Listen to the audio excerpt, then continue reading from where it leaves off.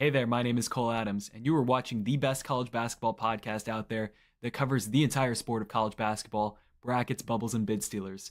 Now, here are your hosts, Sam Fetterman and Jonathan Lidskin. Season 6, episode 24 of Brackets, Bubbles, and Mid Steelers. I am Sam Fetterman. That is Jonathan Lidskin. Jonathan, we just did this like 10 minutes ago, so I'm not going to ask you how you're doing, but I will ask Michael DeRosa how he's doing as we preview the Georgetown Hoyas. Jump scare. I didn't know Cole was showing up here. But you know, have you not watched a podcast in the last like 6 months? I've never watched anything before ever. I just talk and just hope it works. But you know what? This week's been pretty tough. I'm not gonna lie. I have my Korean baseball table tennis expert hit me up the other day, and he said, "Guys, we have a lock, right?" So I took out the third mortgage on a house I don't own, which I didn't know because the second and the first were already out. And he said, "There's no way this loses." So it's like, there's no way it loses, right? Right? I'm broke. What a great start. So I don't know how I'm going to spin this, but it's time to talk about Ed Cooley. I'm sure Ed Cooley has had weeks. Speaking of a guy who's not like that. I'm sure Ed Cooley has had weeks where he feels defeated, but certainly not broke. Rich as shit, if you may. Yeah. Rich as shit. But let's talk about his team, and let's start with the transfer portal for this year. They went into the portal. They did a lot of work. There was a clear identity of the guys that they brought in the transfer portal, and they feel like Cooley guys. They feel like tough guys that want to get the job done. They're just coming here and they're going to stick their arms and their hands like right into people's chests and play tough defense. Yeah, we've definitely had this conversation privately. I am a big KJ Lewis guy because I kind of have a type in the portal, right? The guys that I think are always underrated are the guys that are awesome defensively, just because when most people look at transfer portal stuff, and I'm not going to lie, I'm guilty of this too. You just look at the points per game number and that's it. When you don't look at the guys who just get into someone's grill, move people, and they're getting older in their career. KJ Lewis is going from a sophomore to a junior. His offensive game is still evolving, and he had like a weird brace on his wrist last year that definitely affected his jump shot. I think KJ Lewis is going to be awesome. I think he's a guy that could potentially be a first team All Big East guy.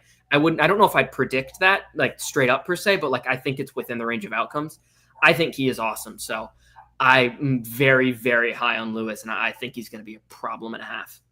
The thing we've been talking about Lewis as like future NBA prospect for a few years now.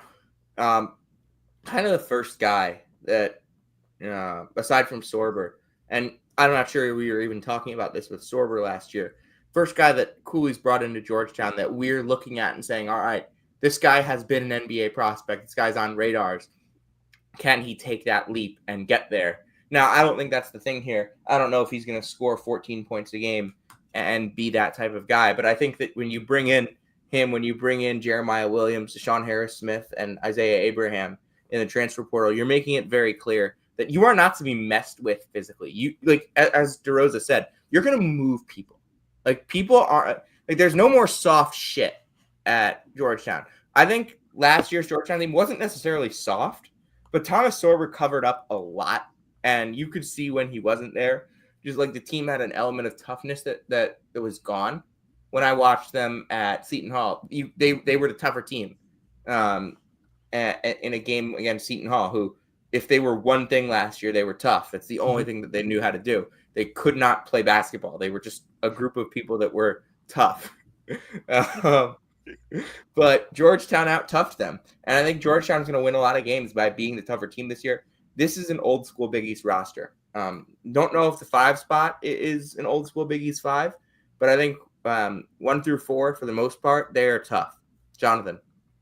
Yeah, I think that if you are a fan of aesthetically pleasing basketball, Georgetown's probably not going to be a team you want to watch this year. Oh, really? You mean the tight flex isn't going to be watchable? But at the same That's time, awesome. Every once in a while, the one game Georgetown played Creighton last year was the game they whooped Creighton, not the game Creighton whooped them. Ed Cooley ran the flex like 7 times in a row just because Ashworth was chasing around someone, and they were just like, wow. And they just kept doing it and doing it and doing it. It's like, all right, Ed, I feel like we've done this enough, but he just kept going. Ed Cooley would be like a perfect like coach for like a high school where the state doesn't have a shot clock. Oh, dear. Like if Illinois wasn't implementing a shot clock, he could come here and win and be the all-time leader in wins in the states. All right, Jonathan. High school coach that's so low that just dribbles out the clock in high school ball. Like, get a hobby. Anyway. No, I disagree. I disagree. Winning is everything. If you're a high school coach and the other team is doing that, foul, ball pressure, do anything. Oh, 100%. 100%. I'd So, fight the the worst- coach, the frankly. worst I'd just thing walk you up to can him be- and punch him in the face. The worst thing you can be as a high school basketball coach is an enabler. So, back to the original point here. Like I said, I don't think this is going to be a super fun team to watch. However, I do think that this team is getting super underrated. Like, they have a clear identity, which I don't think you can say about a lot of these Big East teams, if I'm being perfectly honest. You know, they have a guard that can score in Malik Mack. They have, 2 legitimate bigs, assuming that Halifanu is healthy. And I think they're pretty deep as well. Like, they come off the bench with more guys that can defend. It's a very Providence Ed Cooley team, like you kind of said, Sam. I think that they're going to really surprise some people. And, like, it wouldn't surprise me if they finished, like, top 3 or 2 in the Big East, honestly. 2 would surprise me a lot. I think UConn is a tier above everybody, and then I think St. John's is, like, kind of right there. Mm-hmm. I could see St. John's falling off, but, like, I don't think that happens. Like, I mean, we just did Creighton, and I have Creighton, and it's like a little spoiler, I have Creighton and Georgetown, like, pretty close in my rankings. So those are 3 and 4 in the Big East for me. I can see it. I have Creighton above just because of the back class of McDermott, just because I feel like he's a guy like that has earned trust, and Ed Cooley hasn't earned that at Georgetown yet. That's really like the only reason for me, because I don't love that Ed Creighton Cooley roster. trust issues? Really? Leave. Prefer not to speak. Leave. But you mentioned Malik Mack. I'll suspend myself. You mentioned Malik Mack, Jonathan. Mack's going to have to be a lot better for this team. Like, they need, and Malik Mack's going to be better from year 2 to year 3, obviously, but they need really good Malik Mack. Like, he was a guy last year in conference play. You could tell, like, the physicality was really getting to him. He was getting pushed around a little bit. He wasn't creating space the same, and it really affected him. They need really good Malik Mack coming back, and he's a very skilled offensive player, as you mentioned. He showed that in his year at Harvard, especially in the first half of that year. You need that version of Malik, and he's put on 5 to 10 pounds from what I've heard. So if that version of Malik comes in, it will make everybody around him better too. It'll give Langston Love better looks for him to be that guy when he's healthy. Give KJ Lewis more opportunities, more driving lanes. Caleb Williams is a guy that's just kind of a connecting piece. If Mack is good, it makes Caleb Williams better because he's getting better looks as well. And then you hope he gets something out of the 5. They need good Malik Mack, and you need good Malik Mack bad. Because if Mack doesn't show up, I don't know how the rest of the roster fits.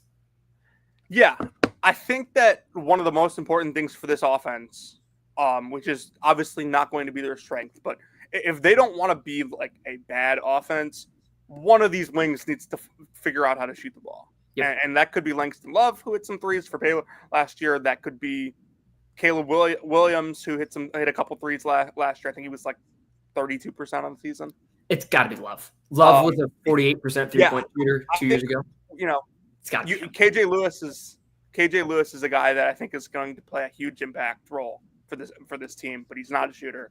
I think we are more than past Deshaun Harris-Smith trying to shoot a three-point shot. We have seen enough of those, as valuable as he can be defensively off the bench. So, like, I just think that this team is probably going to overwhelm you with their strength and athleticism a lot of nights. Like, they're going to play very ugly games. Coming off the bench with, like, Jeremiah Williams, Mulready, Harris-Smith, Abraham, Iwuchukwu, I don't know if, like, those guys are going to be able to score at all, but every single one of those guys can impact the game in other ways. Every single one of those guys plays really hard. Yeah. But I want to talk about the 5 spot, Julius Halifanua and Vince Iwuchukwu. Is there any sort of expectation there? Because, I mean, I remember going into last year, I was really low on the Georgetown front court, and then Thomas Sorber became a lottery pick. I'm kind of in the same spot with the Georgetown front court right now. I don't think Halafanua is that great. I don't think Iwuchukwu is that great. Is there any reason I should be higher on this front court at the 5 spot than I am? I can give you a pitch. I'm not particularly high on that front court group either. And especially because at the 4, you have a lot of unproven guys. Like Caleb Williams was good in conference play, but you're going to need him to take a step up. And I think he's very capable. Isaiah Abraham played 3 conference games last year, something like that. And then I don't Jaden even remember him getting into any of them. Yeah, it was like Maybe the DePaul games at the end. Like, yeah, like nothing. So, and then Seal Juf and Jaden Fort both are redshirts. So this is going to be their first year of basketball. So really unproven at that position. So next to it, it's Julius Halafanua. I mean, he committed to Georgetown pretty late last year, July, June, somewhere around that timeline. And he came to Georgetown, got on campus whenever, and had a medical issue almost immediately. So then he got back to practice around like October-ish, like late October, and they used the first half of the season. Their plan was to just get him some reps to like be like, okay, we'll get him more up to game speed so he can be a competent backup come conference play. And then he hurt his ankle and was out for the rest of the season. So it was really a long time since he played basketball up until he got his first run at the U19 tournament with New Zealand. And he started that tournament pretty poorly, like just be pretty blunt about it. And then you could tell like there was a moment where he just kind of like put it all together. It's like game 3 or 4. And he just looked a lot better from that point forward. Georgetown's going to need a good version of Juice, especially because you mentioned like Deshaun Harris-Smith, Jeremiah Williams, these guys, Kayvon Mulready, these guys give it to you defensively. They're not great offensively. Julius Halafanua is an offensive first player. They're going to need him, especially if he can space the floor a little bit. It'll open up driving lanes for some of those guys. So that would be the pitch for him. And he's very skilled. Like you see the skill. It's just he's got to put it together. He's lost a lot of weight on his frame. He's now got to add some muscle. Be able to at least like he's not going to be the type of guy that's really going to push people around, but he's got to be the guy that's not going to just get pushed around. And with Vince, I've heard some Vince Iwuchukwu buzz from people. I need to see it to believe it first. Like I can understand the pitch. Big guy, athletic, who went up against Zuby Ejiofor every single day in practice, right? Like you can see the vision there of like how he can get there and how maybe a transfer in a new spot could be best for him. Yeah. But I do need to see it first. Like I understand how it can happen, especially since some of the bigs in this league, like when you go down rosters, like aren't great. Like it's him versus Ben Gold. Him, I think Osman's going to take a jump, but then it's like him versus Drayton Jones at Butler, him versus Duke Brennan. It's like, okay, you can see how he can be better than those guys, but I need to see it first. I've heard some good things, but I'm not going to fully believe anything until I see proof of concept. You're not big on God's will? No. No. These Big East front courts, they're lacking. Yeah. To say the least. To be completely honest, there are Jason Green's their backup 5 right now. They're not going to have a 5 better than Jason Green. To be completely honest, like big men in college basketball this year, down. Mm-hmm. The transfer portal really kind of cooks it in my mind.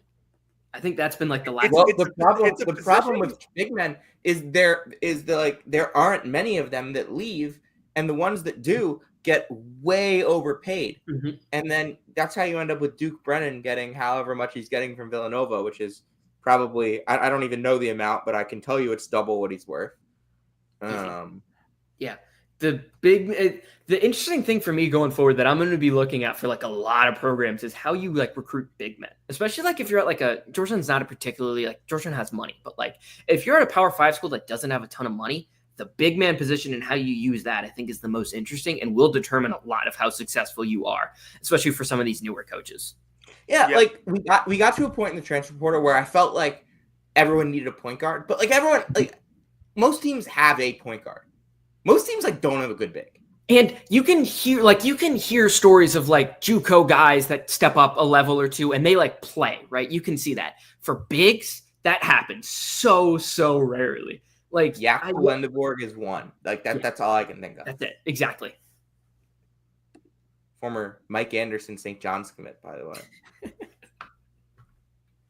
This is not to go too much further into this discussion because this is an interesting discussion for another pod. But I think bigs more than any other position are usually the ones that need longer and more focused development of like their actual fundamentals and skills. And if you're bouncing from place to place, there's really not any consistency with that. Like guys could be teaching different things, It's not what some of these guys need. And back to Vince real quick. Like there was a Patino quote I remember in like late November, early December that was pretty much just like, yeah, he's going to transfer. It's like, okay, thanks, Rick. So, but I've heard good things. He's athletic. Like you can see the idea of the vision. It's just, and he, frankly, just because it might take Julius a little bit more time because he's getting used to the American game again, that he wasn't able to practice like at all last year because of the injuries he had, that hopefully maybe Vince starts a few games in the beginning of the season and Julius can take over, but Vince is still going to play quite a bit. And there are worse transfers you could have as a backup than the guy who was going up against Zuby Ejiofor every single day. Yeah. I think that I know that Vince has gone through a lot in his career. One of my critiques with him is that like he does foul a lot, even if he doesn't, so it is good that you have kind of a tandem there, even if it's not the greatest tandem in the world, because playing Vince 30 minutes a game probably isn't a great option, or even a possible option on some nights. Yeah, but the front court to the current story with this team. But you guys mentioned this backcourt, I think, is like up there for like elite of this conference. Like even Jeremiah Williams off the bench, I really liked him in the first year at Rutgers. He didn't fit that second year Rutgers roster. Nobody fit that second year roster. Only Dylan and Ace, and they didn't even fit. No, and you get the two. That might have been the single roster that fit the least in the entire country. I was a huge Pike Hill guy, and then I look at that roster and it's like, oh god, I don't see the vision here. But like, surely you're still going to make the tournament. No. This bench actually like kind of looks like a roster that like Pikel would do well with. I can see it honestly. No, it would. Look at this bench and it's like, okay, could you not see like this team playing for Rutgers and them being like a top 10 defense and like the 130th ranked offense? I could see it very much. 298th ranked offense. Getting an 11 seed years ago. But if to the point there, if this team's going to score, Langston Love's going to have to be a guy. Like, I don't know how much of a creator he is. And last year at Baylor, there were definitely some games I remember watching that team because they were like kind of fun to watch. There were some games where the effort level was just bad. And granted, that Baylor team, you can see partially why, because there is not a single player that returned on that roster. Some guys just needed different fits, whatever it is. But they're going to need the good version of Langston Love, and the health is definitely concerned with that ankle. How he's able to move on it, how he's able to play with it. Like, looking at a guy in this league, Langston Love is never as good as this guy, but Justin Moore was a completely different guy after he hurt his ankle. And it's sad, but like he just was.